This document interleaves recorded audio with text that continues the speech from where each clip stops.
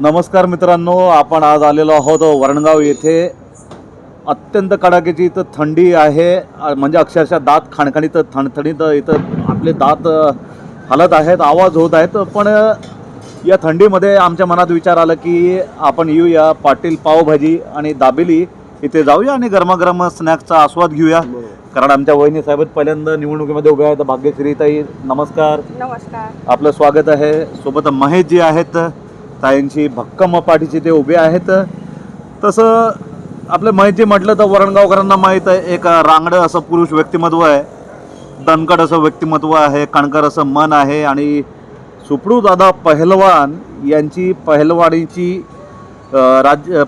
पार्श्वभूमी आणि यांच्या मातोश्री यांच्या मातोश्रींची छोटेखानी का असणं पण सेवेची आणि राजकारणाची पार्श्वभूमी, अशा दोघी पार्श्वभूमीवर हे दंपती आपल्यासोबत इथं उपस्थित आहेत. आणि या गुलाबी थंडीमध्ये, या अत्यंत मोठ्या थंडीमध्ये आपण गरमागरम स्नॅक्सचा आनंद घेणार आहोत. आपले शैलेशजी आहेत, कामिणीता आहेत, रेडी आहात ना? ओके, मस्त गरम करा ना, एकदम कडक. जितकी सर्दी निघून जायला पाहिजे. आणि खरं म्हणजे राजकीय वातावरण खूप तापलेलं आहे, पण तरीही स्थानिक स्वराज्य संस्थेच्या निवडणुका आहेत. प्रतिस्पर्धी निवडणुकीचे उमेदवार असतील, काही असतील, एका वार्डातले असतात, सगळे खेडीमेडीचं वातावरण असतं, एकमेकाचा जीवनाचा खूप जिव्हाळा असतो. त्याच्यामुळे कुठल्याही राजकीय आकस नाही आहे, पूर्व वैमनस्य नाही आहे, वैमनस्य बुद्धी बिलकुल नाही आहे. एकदम मनमोकळ्या पद्धतीनं आपण इथं गरमागरम स्नॅक्स घेणार आहोत. चमचमीत पदार्थ आहेत, मसालेदार पदार्थ आहेत आणि आपली मुलाखतसुद्धा मसालेदार होणार आहेत. राजकीयपेक्षा एक कौटुंबिक वातावरण इथं होणार आहे. स्वागत आहे आपण दोघांचं आपल्या इंडिया 365 वृत्तवाहिनीमध्ये. सर्व आपले प्रेक्षक असतील, आपले मतदार राज असतील, त्यांना विनंती आहे, आपण इंडिया 365 लाईव्ह ही वृत्तवाहिनी नक्कीच सबस्क्राईब करा. कारण अशा प्रकारचे खुमासदार इंटरव्ह्यू आपणास इथं आपण पाहावयास मिळणार आहेत.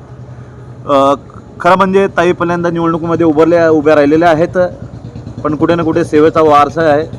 ताई सर्वसामान्य कुटुंबातून आलेल्या आहेत, त्यामुळे सर्वसामान्य महिला असतील, माता भगिनी असतील, मतदार राजा असतील, या सगळ्यांची एक कौटुंबिक जिव्हाळा ताई या ठेवणार आहेत, असं त्यांचं मत आपल्याला आढळून येणार आहे.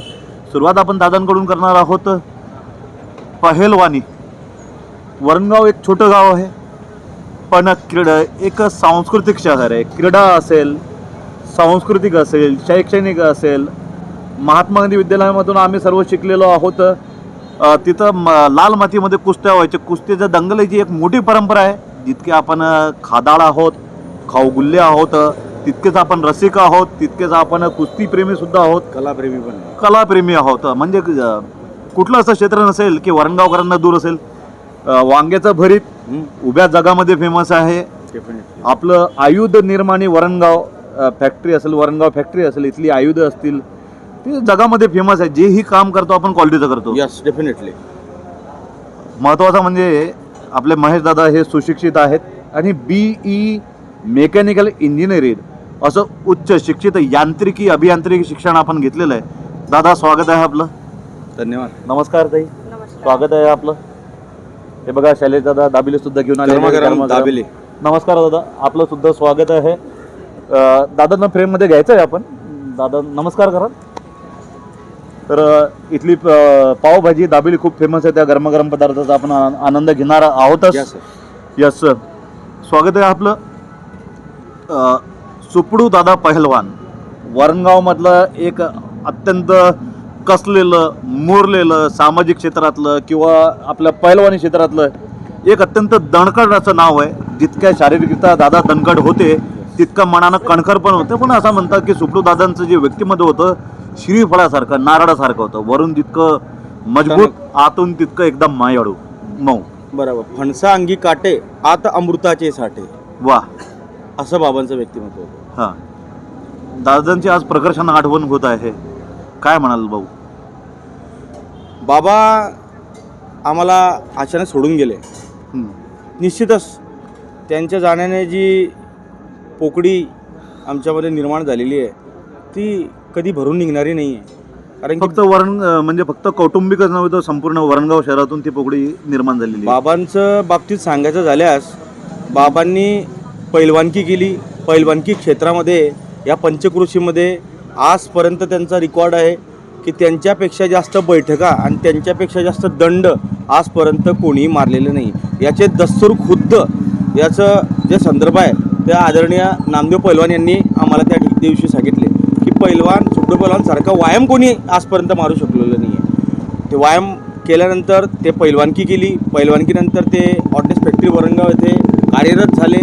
तर त्या ऑर्डिनन्स फॅक्टरीमध्ये कार्यरत असताना त्यांनी सतत 9 वेळेस जनरल बॉडीची जी निवडणूक असतात कामगार युनियनच्या माध्यमातून ज्या झाल्या, सतत 9 वेळेस ते त्या ठिकाणी निवडून आले आणि सतत 3 वेळेस त्यांचे व्हाईस चेअरमन झाले. अशी त्यांची त्या ऑर्डिनन्स फॅक्टरीतली राजकीय कारकीर्द आणि त्याचबरोबर कला क्षेत्रामध्ये सुद्धा त्यांनी त्यांचं काम केलेलं आहे. ते म्हणजे त्यांचा ऑर्केस्ट्रा होता, त्या माध्यमातून त्यांचं फेमस गाणं होतं डम डम डिगा डिगा. ह्या गाण्याला ऐकण्याकरता बिलकुल ह्या गाण्याला ऐकण्यासाठी दुरून लोक त्यांच्या त्या ऑर्केस्ट्रामध्ये त्या ठिकाणी गाणं ऐकण्याकरता यायचे आणि अतिशय त्यांचं बोलण्याची स्टाईल, त्यांचा माईक पकडण्याचा अंदाज, त्या अंदाजे बया म्हणजे त्यांचा एक डायलॉग असायचा, साजरा आवाज की दुनिया के दोस्तों सभी सुनने वाले मेरे तमाम संगीत प्रेमियों को सुब्रु पहलवान की ओर से प्यार भरा नमस्कार. या शब्दात ते सुरुवात करायचे आणि त्यांच्या गाण्याला त्यांची त्या ठिकाणी सुरुवात करायचे. आणि ते ऑर्केस्ट्रा कला क्षेत्रात केल्यानंतर त्यांनी सामाजिक क्षेत्रात सुद्धा काम केलं. ते रिटायरमेंट जवळ आले तर त्यांनी सामाजिक क्षेत्रात सुद्धा काम केलं. त्यांचं या जळगाव जिल्ह्यामध्ये सुब्रु पैलवान म्हणून नाव लोक घेतं. असं एक अष्टपैलू व्यक्तिमत्व माझ्या बाबाचं होतं. निश्चितच या अशा अष्टपैलू व्यक्तिमत्व या पंचक्रोशीत आणि आमच्या घरात माझे वडील होते, त्याचा मला नक्कीच अभिमान असणार आहे. म्हणून नक्कीच त्यांच्या जाण्याने आम्हाला दुःख आहे, पण अभिमानसुद्धा आहे की त्यांनी त्यांचं जेवढं जीवन जगलं ते गोरगरिबांसाठी जगलं, समाजासाठी जगलं. त्यांचा आम्हाला नक्कीच अभिमान आहे. अरे वा वा. पहिलवान म्हटलं की म्हणजे वरणगावचे पैलवान, त्यात हे म्हणजे या लाल मातीच्या मुशीत आणि कुशीत घडलेले पैलवान. याच्या संदर्भात तुम्ही म्हटलं कला क्षेत्र आहे, साहित्यिक, कवी, सिंगिंग, संगीत सगळं काही की अच्छों का किल्ला उखाड़ देते हैं, न जाने कितनों को पछाड़ देते हैं, और हम तो है वरणगाव के पहलवान भाऊ, हम अच्छे रुस्तमों को धोबी पछाड़ देते हैं, धोबी पछाड़ देते हैं. राजकीय क्षेत्रामध्ये आज आपण दंड थोपटलेले आहेत आणि आईसाहेब यांचे जे मातोश्री आहेत त्यांचा राजकीय वारसा सुद्धा आहे. त्यामुळे राजकारण जे असतील, कला साहित्य असेल, शैक्षणिक असेल किंवा सिंगिंगचे जे बाळ कडू आहेत त्यांना ते घरातून मिळाले आहेत. आता आपण ताईंकडे मोर्चा वळवूया. ताई, एक अत्यंत हरुन्नरी अशा कुटुंबामध्ये आपण आलेला आहात. आपलं माहेर, आपलं कुटुंब आणि आपली जी कौटुंबिक पार्श्वभूमी आहे माहेराची, एक सर्वसामान्य कुटुंबामधून आपण आलेले आहात. त्याच्यामुळे गोरगरिबांचं कष्ट दुःख असतं ते आपल्याला ठाऊक आहेत. आणि एक अत्यंत कलासंपन्न अशा कुटुंबामध्ये आपण सासरे आलेला आहात. काय म्हणाल भाग्यश्री ताई? सर्वप्रथम आपलं स्वागत आहे. नमस्कार. मी सर्वसाधारण कुटुंबामधून आहे. मी आता निवडणूक लढवत आहे. तर मला मी निवडणूक ह्या गोष्टीसाठी लढवत आहेत की मला सर्वसाधारण कुटुंबाची जाणीव आहे. आता माझ्या काही महिला आहे माझ्या वार्डमध्ये की बेरोजगार आहे. मला त्यांच्यासाठी त्यांना रोजगार कसा मिळेल हे माझी पहिली कामगिरी राहील मी निवडून आल्यावरती. कारण काही महिलांना खूप गरज आहे. काही महिलांना मिस्टर नाही आहेत, त्यांचे लहान लहान बाळ आहेत. तर मला वाटते की त्यांच्यासाठी काहीतरी मी केलं पाहिजे. नक्कीच. म्हणजे ते स्वयंसक्षम व्हावं. हो रोजगार त्या सक्षम झाल्या पाहिजे. त्यांच्या मुलं चांगले शिकले पाहिजेत. मी बरेचशांच्या, आता मी फिरते आहे, मी प्रचार करते आहे, तर बरेचशांना पाहते आहे. तर त्या सक्षम झाल्या पाहिजे माझ्या तरी मते. तर मी त्यांच्यासाठी नक्कीच काहीतरी मी निवडून आल्यावरती नक्कीच त्यांच्यासाठी काहीतरी करेल.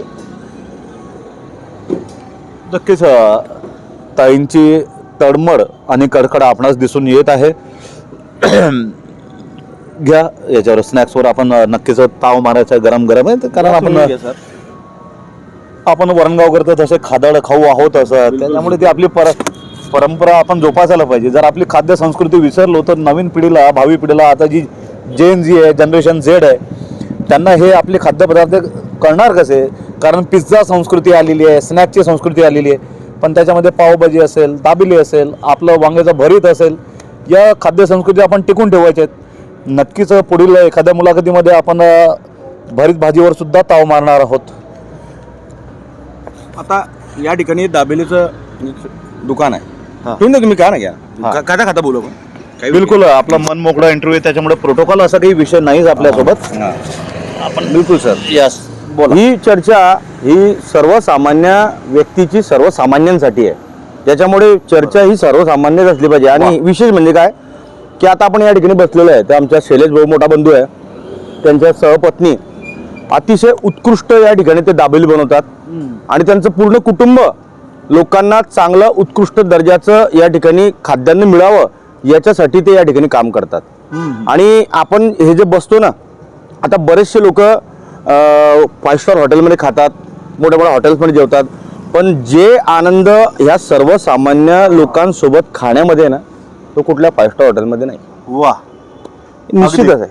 छान. कारण की याच्यानं काय होते की आपण लोकांशी जुडतो, वा. लोकांशी कनेक्ट होतो. पाणीपुरीच्या ठेल्यावर पाणीपुरी खात असताना जे बाकीचे लोक आपल्यासोबत खातात आणि आपण एकमेकांच्या पाणीपुरी शेअर करतो ना, तो आनंदच वेगळा आहे.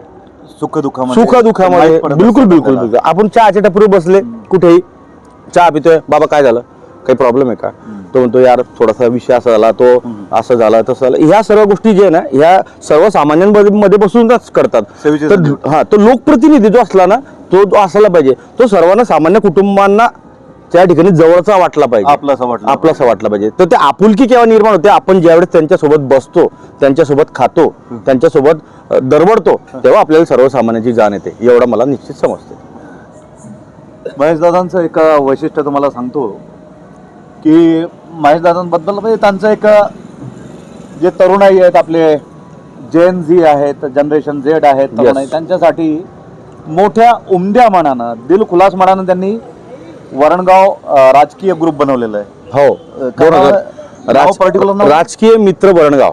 राजकीय मित्र वरणगाव. मित्र या शब्दावर मी जोर देतोय, अधोरेखित करतोय, डबल अंडरलाईन करतोय. मित्र, राजकीय वैमनस्य नसावं, राजकारण हे सेवेचं क्षेत्र आहे, पण राजकीय आखाडा हा शत्रुत्वाचा आखाडा निर्माण होय, हे उमद्या मनाचे जे संस्कार आहेत, कदाचित सुब्रदादांकडून आले असेल, आमच्या काकू आहेत त्यांच्याकडून आलेले असतील, मोठ्या संख्येनं जवळपास 500.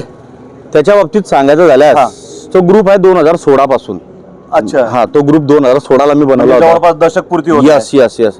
आणि त्या ग्रुपचा माझा उद्देशच एकच होता की हे जे आता निवडणूक आहे, तर निवडणूक असो किंवा राजकारण असो, हे मैत्रीपूर्णच झालं पाहिजे.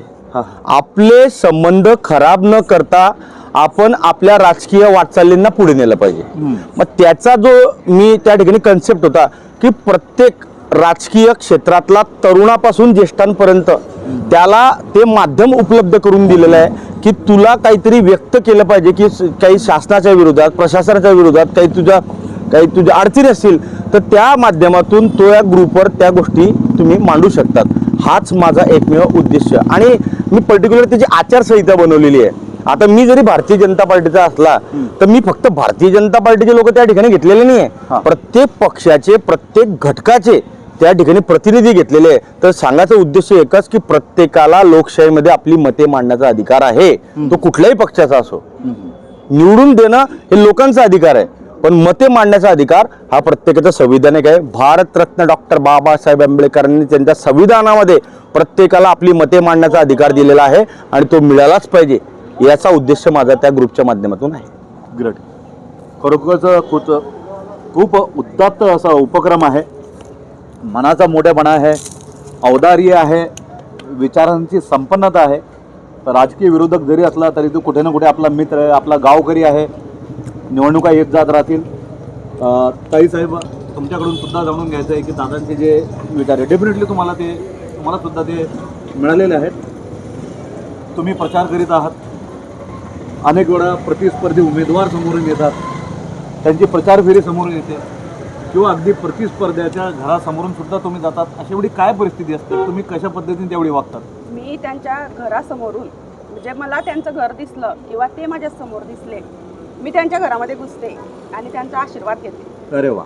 कारण इलेक्शन हे आपलं 20-25 दिवसांचं, पण मैत्री ही आपला जोपर्यंत आपण आहे तोपर्यंत आपली मैत्री जीवाभावाची आणि संपूर्ण जीवनाची.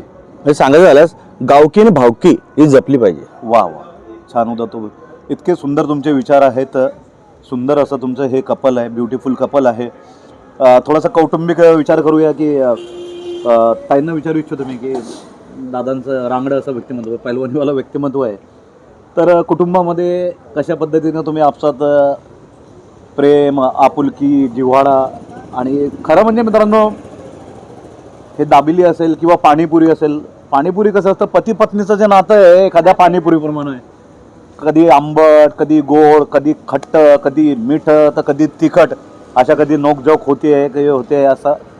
तर तुमच्यामध्ये कुटुंबामध्ये कसं तुमचं राहतं? आता प्रचारामध्ये तर समजा तुमची खूप प्रचंड धावपळ झाली आहे. मग आता महिला माता भगिनी त्यांना कुटुंब सांभाळायचं आहे, परिवार सांभाळायचं आहे, स्वयंपाक सांभाळायचं आहे, अगदी धुनी बर्तन भांडी. तसं दादा मदत करत असतीलच, असं नाही काय घर आहे आता शेवटी आहे ना. मी हे बघा, पुरुष प्रधान संस्कृती आहे, परंतु ह्या पुरुष प्रधान संस्कृतीमध्ये महिलाला म्हणजे जी आपली घरातली महिला आहे, जर आपण तिला मुख्य प्रवाहात जर आणू शकलो नाही तर ह्या महिला सशक्तीकरणाच्या गोष्टी पुरुषाकडून करणं पोकळ आहे.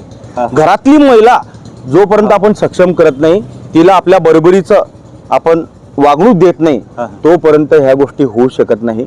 म्हणून मी तिला सक्रिय राजकारणामध्ये मागच्या बऱ्याच वर्षापासून तिला सक्रिय राजकारणात आणलं. म्हणजे सक्रिय असावं आणि सक्षम सुद्धा असावं. म्हणजे फक्त एक शिक्कामोर्तब रबर स्टॅम्प नको किंवा फक्त सिग्नेचर नको. नो नो म्हणजे फक्त सयाजीराव असणं हे मी त्यात काही बिलीव्ह करत नाही. आता मी जरी या ठिकाणी सक्रिय राजकारणात असतो, पण माझ्या पक्षाने माझ्या मिसेसला या ठिकाणी उमेदवारी दिली म्हणजे निडरपणे पुढे जावं. निडरपणे बघा, हे म्हणजे थोडासा थांबवतोय तुम्हाला की महेश दादा निडर व्यक्तिमत्व आहे. तशीच निडर त्यांची बायको सुद्धा असावी, होम मिनिस्टर सुद्धा असावी. त्यांची ही मनशा होती, मानस होता. आणि या दोघांसंदर्भात हे सांगू शकतो की सूर्य कोणाला झाकत नाही, सूर्य कोणाला झाकत नाही, तो डोंगर कुणाला वाकत नाही. आणि आमच्या महेश दादांचं हे वैशिष्ट्य आहे. महेश दादांचं हे वैशिष्ट्य आहे का भाग्यश्री वहिनी सोडून ते कुणाच्या बापाला घाबरत नाही, कुणाच्या बापाला घाबरण्याचा विषय नाही आहे. विषय एकच आहे, घाबरतं सगळं. म्हणजे मी पण घाबरत होतो माझ्या बायकोला, तो काही विषय नाही. पण असा प्रामाणिकपणा, प्रांजळपणा कॅमेरा समोर कबूल करण्याचा सगळ्यांमध्ये भीती असणे आवश्यक आहे. भरपूर गोष्टी असतात महिलेच्या पत्नीच्या हातामध्ये, तर त्या निश्चितच असणं गरजेचं आहे. शेवटी महिला आहे आणि माझी पत्नी आहे, तर तिला तो दर्जा दिला पाहिजे. नक्कीच. वहिनी साहेब, दादांनी म्हटलेलं आहे की फक्त एक रबर स्टॅम्प नसता, फक्त शिक्कामोर्तब नसता, फक्त स्वाक्षरीसाठी नसताना सामाजिक क्षेत्रामध्ये, राजकीय क्षेत्रामध्ये तुम्ही आत्मनिर्भर असावं, सक्षम असावं, महिलापासून सक्षम असावं, असं दादांनी म्हटलेलं आहे. तर कशा पद्धतीनं आता तुमचं मार्गक्रमण राहिलं आहे? जदा कदाचित तुम्ही निवडणूक जिंकून याल, त्यावेळी एक महिला म्हणून, एक सक्षम म्हणून तुमची कशी भूमिका येणार आहे? कशा पद्धतीने तुम्ही काम करणार आहात? माझं काम करण्याची पद्धत म्हणजे त्यांच्या प्रकारेच असेल. त्यांची खूप छान ते कामे करतात. जरी आमच्याजवळ काही पद नव्हतं आणि आता येणार आहे, तर ते खूप छान प्रकारे काम करतात. आणि मी ते आता आमच्या लग्नाला आता 10 वर्ष झालेली आहे. हो, तर 10 वर्षापासून हो. मला तर म्हणजे सॉरी, मला तर असं वाटलं की अलीकडे झालेलं असेल म्हणून तुमचं आपचं इतकं प्रेम, जिवाडा वगैरे नाही. 10 वर्ष झाले आमच्या लग्नाला, परंतु उत्तर वाढतच आहे. जेवढे वर्ष पुढे जातील तेवढं आमच्यातलं प्रेम अजून वाढत जाणार आहे. दिन महिने साल गुजरते जाएंगे, हम प्यार में जीते हे बरोबर. हे फार चांगलं गाणं होतं हे मला. यस यस, वा, छान. तर त्यांचं खूप म्हणजे मी आता त्यांना 3-4 वर्षापासून तरी जास्त पाहते आहे. माझ्या सासूबाई मागच्या पंचवार्षिकला काही मोजक्याच मतांनी पडल्या त्या, तरी सुद्धा त्यांनी काम त्यांचं चालू ठेवलं. ओके. हो, कारण निस्वार्थपणे त्यांनी सेवा करत राहिले ते. तर त्यांच्या माध्यमातून माझ्यावरती पक्षाने विश्वास दाखवला. तर तो आता जो माझ्यावरती जसा विश्वास दाखवला आहे, तसं मी एकदम सक्षमपणे मला काम करायची माझी इच्छा आहे. माझ्या वार्डामध्ये भरपूर कामे आहे. तर आता माझ्या महिलांच्या जास्त समस्या आहे माझ्याकडे. तर मी त्या नक्कीच लवकरात लवकर सोडवण्याचा मी तो प्रयत्न करणार आहे. नक्कीच ताईंनी जे म्हटलेलं आहे की निस्वार्थ सेवा करण्याचं जे एक संस्कार त्यांच्यावर झालेले आहेत हो. आणि अगदी पवित्र भगवद्गीतेचे सुद्धा हे बोल आहेत, ही शिक्षा आहे, आपणा शिक्षण आहे, कर्मण्येवा अधिकार असते महाफलेषु कदाचन, या तत्वावर या नीतीनुसार ते वागत आहेत, महेशजी वागत आहेत, त्यांचं संपूर्ण कुटुंब वागत आहे. आणि ही कौटुंबिक चर्चा असल्यामुळे त्यांना जिंकून द्या असे आवाहन इथं आम्ही मुळीच करणार नाही. पण ही विचारांची सुंदरता आहे, हे संस्कार आहेत. एक आदर्श उमेदवार म्हणून, एक आदर्श नगरसेवक किंवा नगरसेविका म्हणून तुम्हाला जे काही अपेक्षित असतात, जे गुणधर्म अपेक्षित असतात, मला वाटतंय कदाचित ते सर्व अपेक्षापूर्ती यांच्या माध्यमातून कदाचित होत आहेत. त्यामुळे मित्रांनो, निर्णय आपला आहे. आपण योग्य, सक्षम, संस्कारी, कला संस्कृती क्रीडा संपन्न व्यक्तिमत्वांना मतदान करावं अशी आपल्याकडून आशा आहे, अपेक्षा आहे. या मुलाखतीमध्ये आपण तुर्त इथं थांबत आहोत. पण सेवेचा वसा, सामाजिक सेवेचा वसा, कलेचा वारसा, आपली संस्कृती टिकवून ठेवणं, रुजवून ठेवणं, ती रुचवून ठेवणं आणि त्याला वृद्धिंगत करणं, आपली कला आणि संस्कृती याला संवर्धन करणं, हे तुमचं, आमचं, आपण सर्वांचं हे कर्तव्य आहे. इथे आपली रजा घेणार आहोत. आज या गरमागरम खाद्यपदार्थांना आपण ताव मारलेला आहेत. आपले शैलीजी आहेत, कामिनी वहिनी यांचा सुद्धा आभार की आपण खूप स्वादिष्ट असे पदार्थ आम्हाला इथं तुम्ही वाढलेले आहेत. आमच्या माहितीप्रमाणे भाग्यश्रीताई असतील किंवा कामिनीताई असतील, हे पाककला निष्णात आहेत, सुगरण आहेत आणि भोजनसुद्धा खूप चांगलं बनवतात. वेळ प्रसंगी त्यांच्याकडे आपण जाणार आहोत.